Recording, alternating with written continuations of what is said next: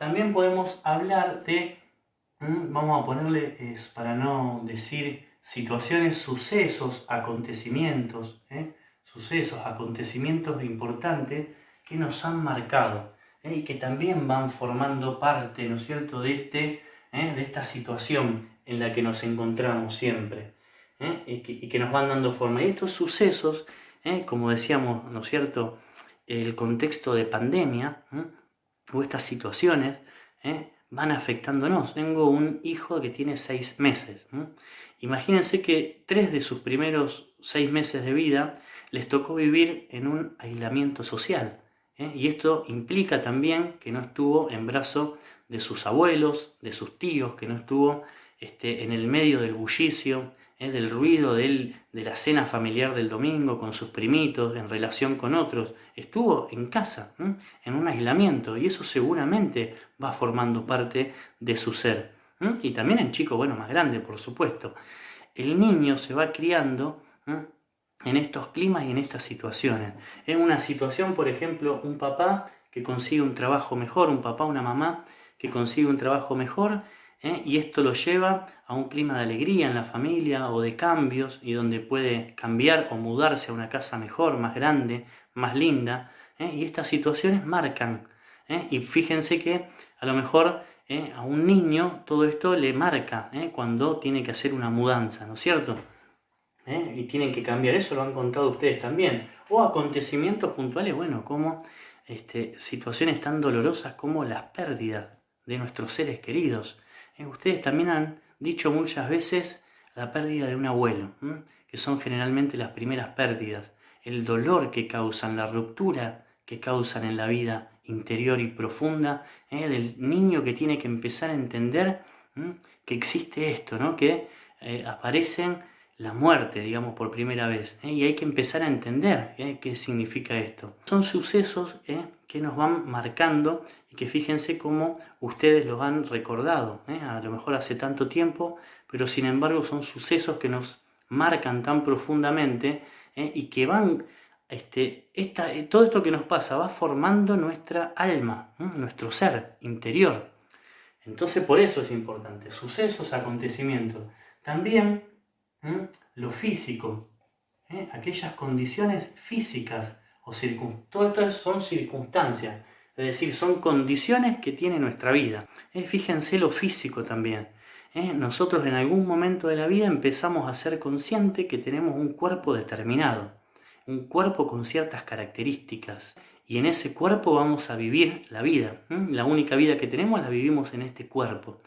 Y por eso en la etapa que están ustedes, en esta adolescencia, tan nombrada adolescencia, es la etapa en la que aparece esta primera como crisis, digamos, esta situación de empieza a haber cambios en el cuerpo, ¿no es cierto? Empieza a cambiar el cuerpo de niño, empieza a convertirse en un cuerpo adulto, empiezan a haber cambios fisiológicos, cambios en la musculatura, es decir, en la estructura ósea del cuerpo, uno se pone más grandote o más chiquito, es decir, empiezan a tener las características del cuerpo adulto, ¿no es cierto? Y hay un momento de un reconocimiento de ese cambio en el adolescente, que empieza a generar y a crear su autoconcepto de esa imagen corporal. Es decir, empieza a ver ese cuerpo como con otro interés y con otra intención, ya no más como el chico que juega y no le interesa tanto su cuerpo, su postura, su posición. Es decir, no le interesan esos rasgos, ¿no? Pero cuando uno es adolescente empieza a mirarse en el espejo, empieza a darse cuenta que tiene una apariencia, y empieza a reconocerse, y en la medida que acepte este cuerpo, o en la medida que le genere inconvenientes por distintos motivos, va a tener que ver con el desarrollo saludable de esta etapa, o un desarrollo más problemático, cuando no puedo aceptarme como soy. Eso genera muchos problemas, sobre todo en una sociedad como la que vivimos, en la cual hay tantas imágenes, ¿no es cierto?, que nos bombardean en los medios de comunicación, es decir, en todos los medios, nos imponen o nos muestran, nos venden un estereotipo, modelos de belleza, de una supuesta perfección que nos lleva a ser más felices, el cuerpo como si fuese un bien que nos da felicidad, ¿no es cierto? Y un cuerpo determinado, un estereotipo, ¿sí? Un modelo de cuerpo que tiene ciertas características y que más que ayudarnos a desarrollar ese paso de la vida tan importante, nos conflictúa.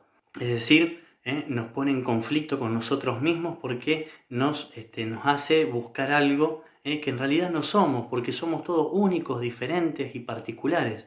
Y el desafío tiene que ver con aceptar y con encontrar la belleza en el cuerpo particular que tengo, ¿sí? Y encontrar que ese es mi cuerpo y esta es mi forma de ser en el mundo y a través de este cuerpo voy a ser. Y entonces empezar a descubrir que la riqueza o el valor de la persona humana no está en estos valores, en estas apariencias superficiales, ¿no es cierto? Sino que el valor radica en otro lugar mucho más importante.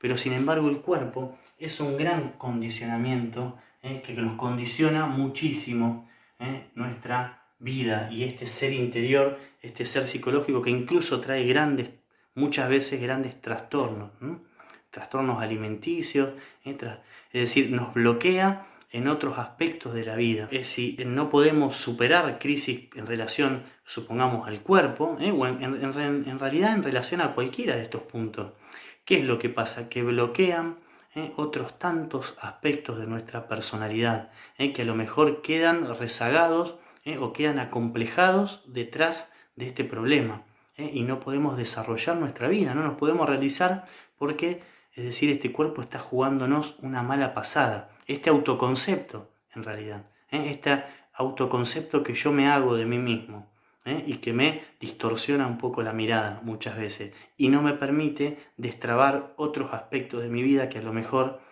los pudiera destrabar. Así vamos viendo distintas cuestiones que van condicionándonos. Y por último, quiero mencionar rápidamente vivencias, el vivenciar. Y esto hago mención porque esta palabra nos trae mucha riqueza, ¿sí? La vivencia tiene que ver con cómo experimento de forma particular y personal un acontecimiento. ¿Qué quiere decir esto? Que dos personas a lo mejor viven de forma diferente un mismo acontecimiento. O mejor dicho, frente a un mismo acontecimiento, por ejemplo, dos hermanitos lo pueden vivir de forma diferente. Antes hablamos de las mudanzas, ¿no es cierto? Dijimos una situación que podía ser una situación en donde nos mudamos.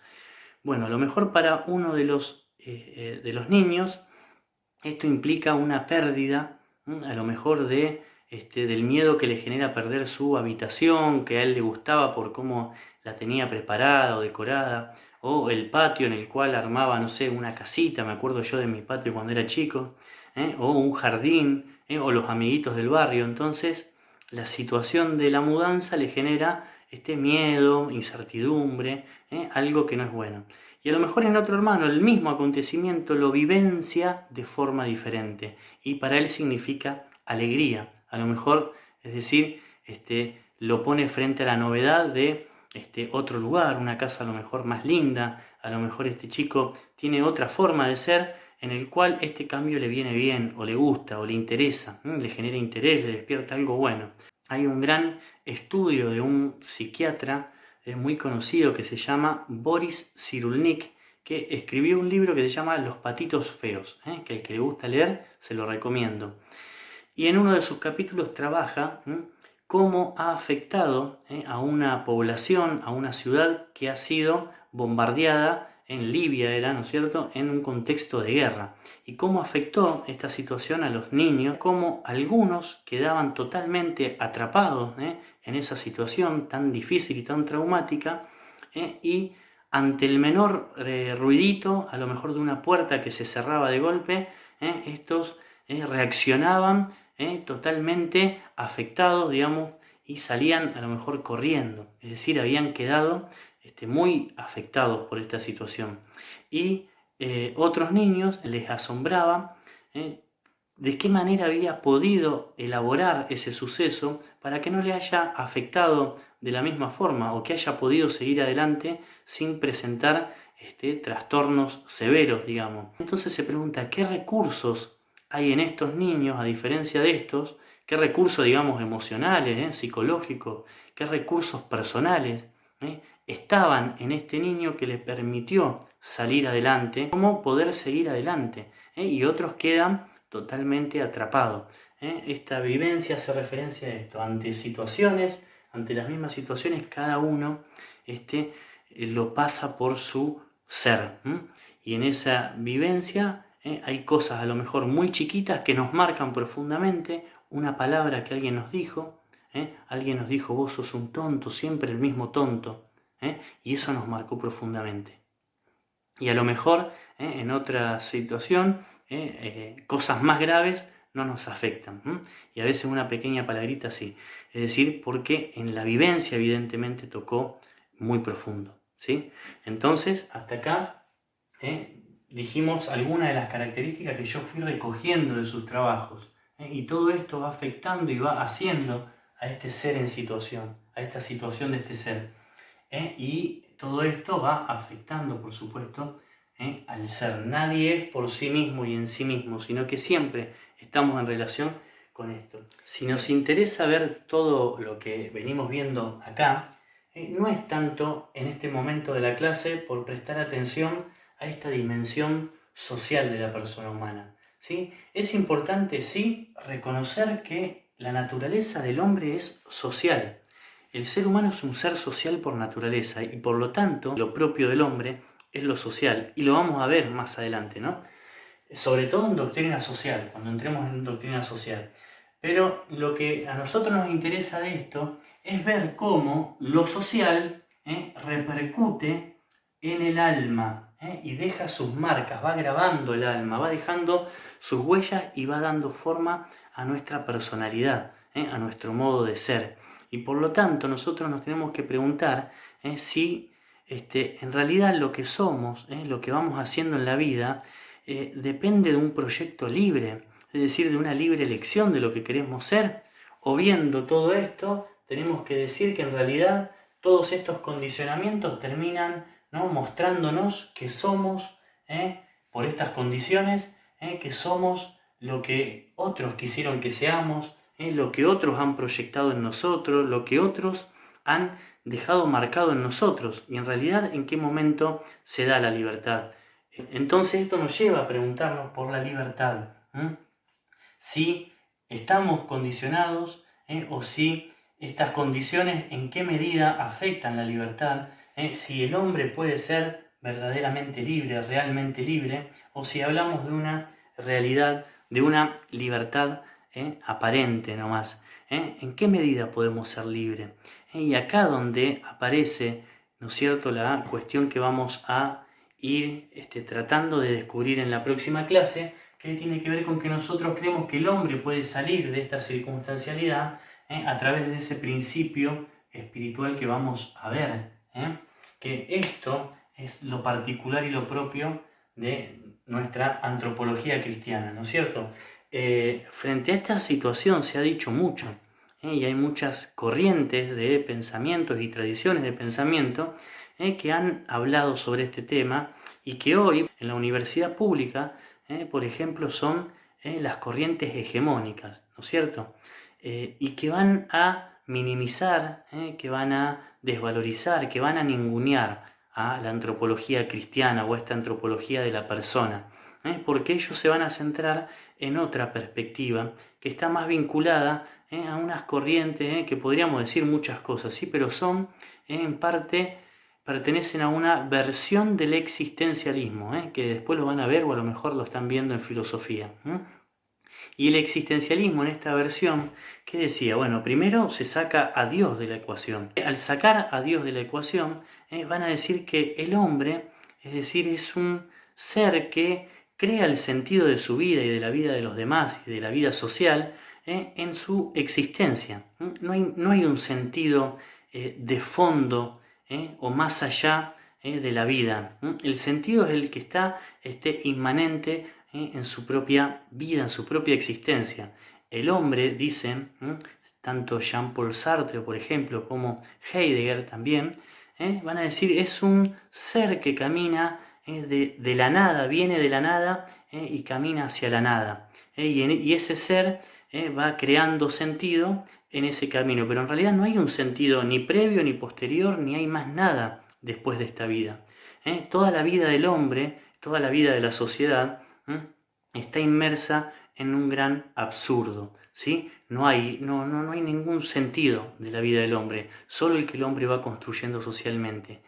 Y para ellos también hablan del sujeto sujetado, ¿sí?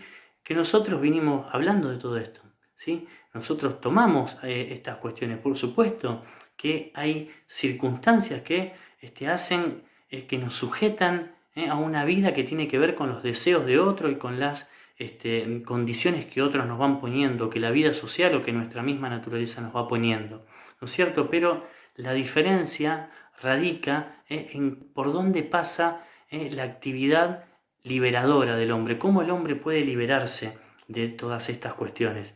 Y ellos lo van a ver en que la mayor trascendencia que puede tener el hombre, lo más alto que puede llegar el ser humano, porque el ser humano es solamente un animal más evolucionado, nada más, es un ser que no tiene ninguna otra característica, por supuesto mucho menos espiritual. Lo más alto que el hombre puede trascender es lo social. En la sociedad el hombre puede trascender, y aquello que libera al hombre de esta estructura en la que está sujetado es la actividad política.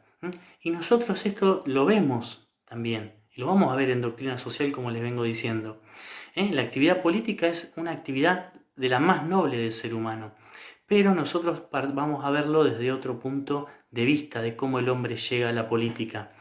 Ellos, en cambio, van a ver en la política la forma en que el hombre se libera, encontrándose con otros hombres y luchando por un mismo ideal. Pero siempre este ideal o este sentido que lo moviliza para la lucha tiene que ver con un sentido social que se encuentra inmerso en un gran absurdo de sentido. Pero eso lo vamos a seguir viendo en la clase que viene.